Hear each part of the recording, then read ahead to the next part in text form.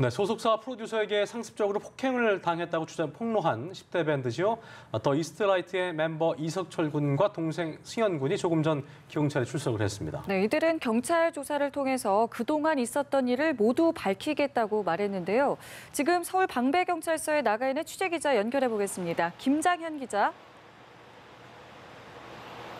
네, 서울 방배경찰서에 나와 있습니다. 조금 전 오후 1시 30분을 넘어서 10대 밴드 더 이스트라이트의 멤버 이석철 군과 그의 동생인 이승현 군이 경찰의 1차 고소인 조사를 받기 위해 이곳 방배경찰서에 도착했습니다.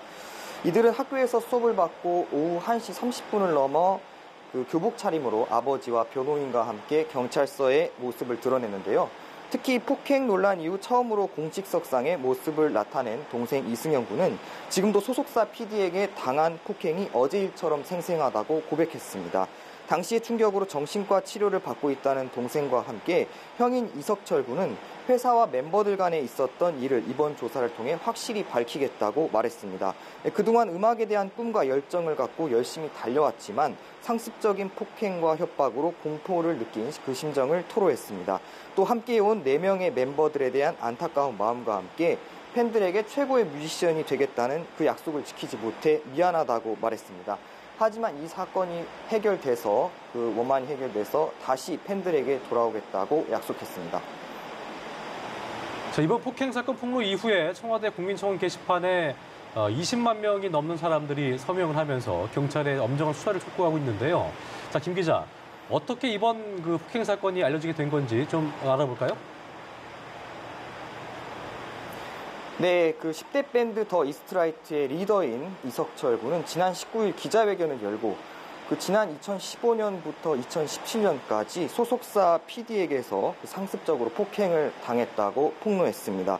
이어 소속사 회장인 김창완 씨가 이 같은 사실을 목격하고도 방관했다고 말했는데요. 이군의 기자회견 이후 청와대 국민청원 게시판에 서명글이 쇄도하며 비난이 거세지자 김 회장은 입장을 밝혔습니다. 지난 30년에 걸쳐 수많은 가수들을 발굴해 오면서 한 번도 폭행을 사주하거나 방조한 적이 없다고 이군의 입장을 반박했는데요. 또 소속사 측도 해당 프로듀서의 폭행 사실을 인정하고 사표를 수리했지만 김 회장이 폭행을 방조한 것은 아니라고 주장했습니다.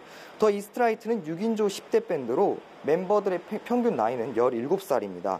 김 회장은 1990년대 김건모, 박미경 등을 배출한 유명 작곡가이자 음반 제작자로 엠넷의 프로듀스 101 시즌1 대표곡 핑미 작곡에도 참여했습니다.